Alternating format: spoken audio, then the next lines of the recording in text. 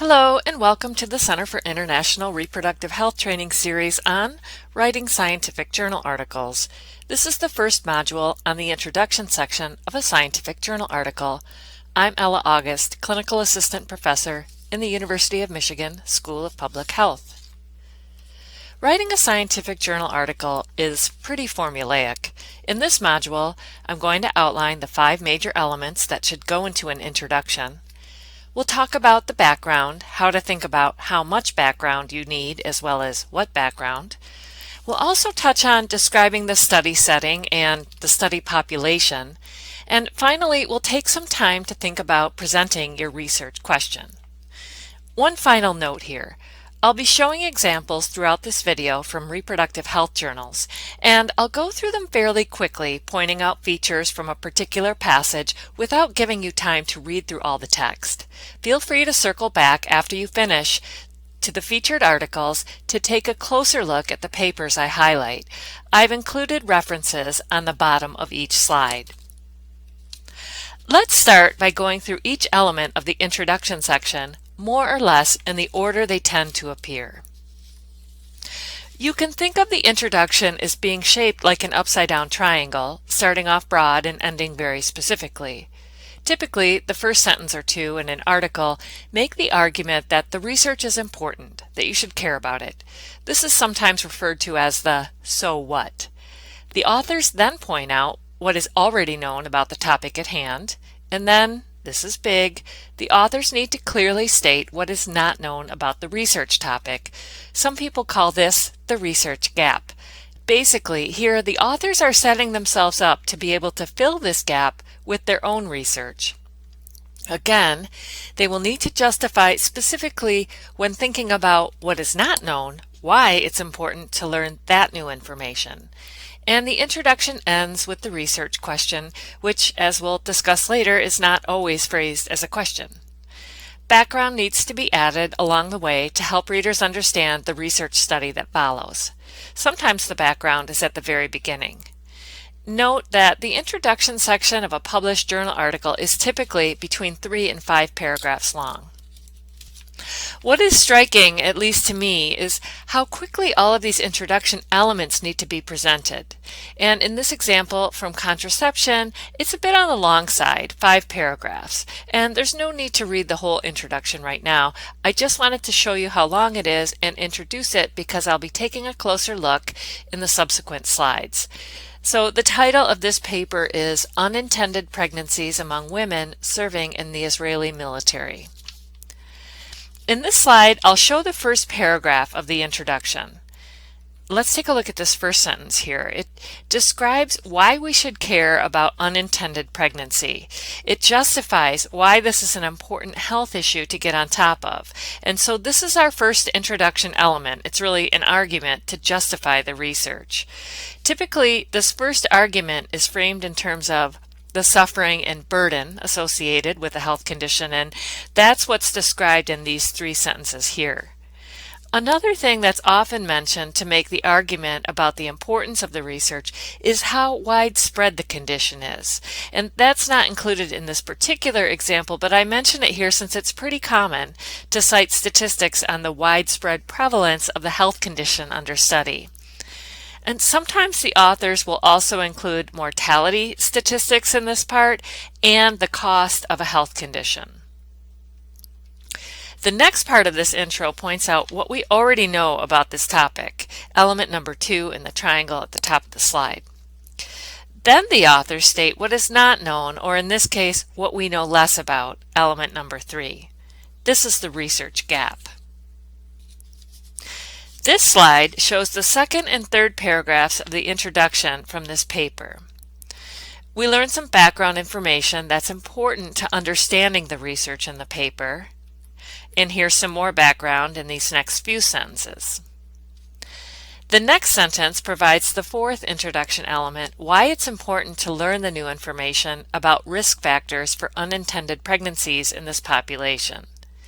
And in this case, the possible mechanisms for causing pregnancy are pretty clear-cut, but in a paper where the mechanism or pathway describing how the association works might need to be included if it's not obvious to help the reader understand the research. Finally, we have the research question at the very end of the introduction, which in this case is not written as a question. And this last part of the research question also provides more rationale for why this research question is important and necessary, highlighting a practical application. Here I want to point out that your introduction should not feel generic. It should focus very tightly on the study setting and the study population. And this is especially true for a study like this where the research question is so intertwined with a particular location. So without reading every word of this introduction, just look at the words that I just underlined in blue. These words are used to describe the study setting and the population, in this case, Israel and the Israeli army. And the words Israel, Jewish, military, and soldiers appear frequently throughout the introduction. So the point here is that because study setting is so important in this paper, the introduction should constantly be referencing it. Now let's take a moment to think about audience for this paper, the readers of contraception. The background in an introduction section should be tailored to what the readers are already likely to know, and it should explain what they probably don't know. And there's no reason why the readers of contraception would know the details about women serving in the Israeli army, and for that reason there's a fair amount of background information provided.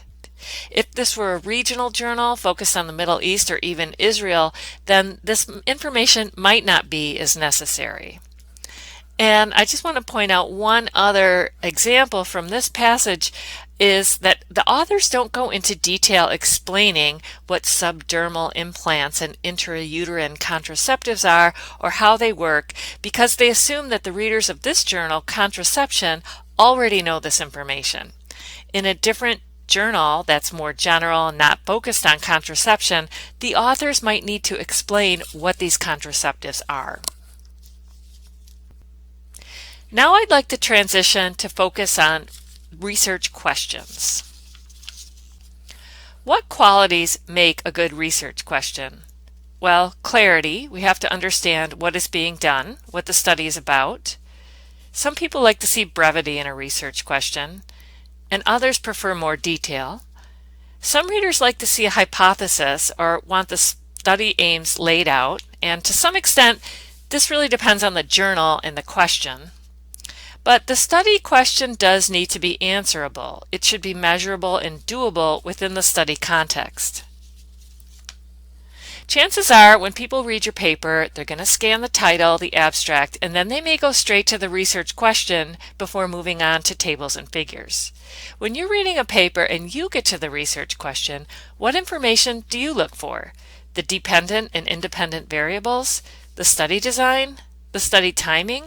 For example, if it's a longitudinal study, was it done over 2 years or 20 years? The population? The setting?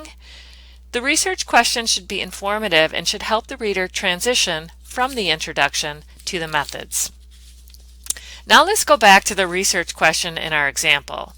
The authors include the independent variable, the dependent variable, the setting, and the target population. The authors don't explicitly mention the study design, but we can guess that it's a prospective study since they use the word risk in relation to the outcome. The timing isn't specifically mentioned here, but in this case it might be less important than a study of a different health condition, like a particular cancer, where the follow-up period is crucial, needing to be long enough to capture the exposure outcome association. So given all this, what do you think of this research question? Does it have enough detail? Can you tell what the study is about from reading it?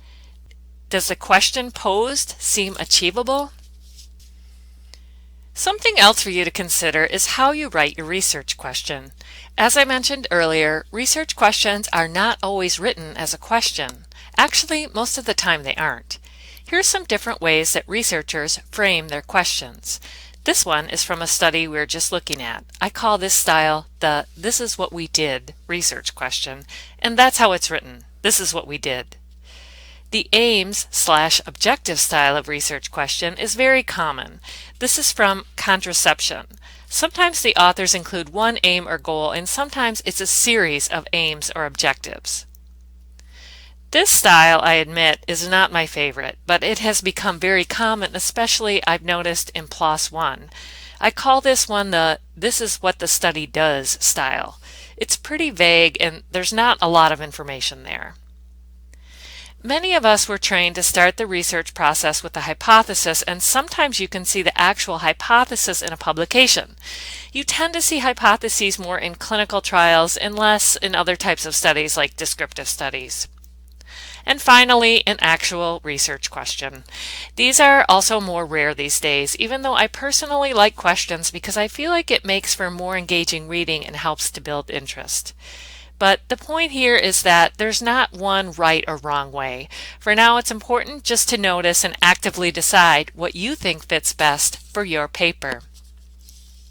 In sum, in this module, we reviewed the elements that go into an introduction section of a scientific journal article.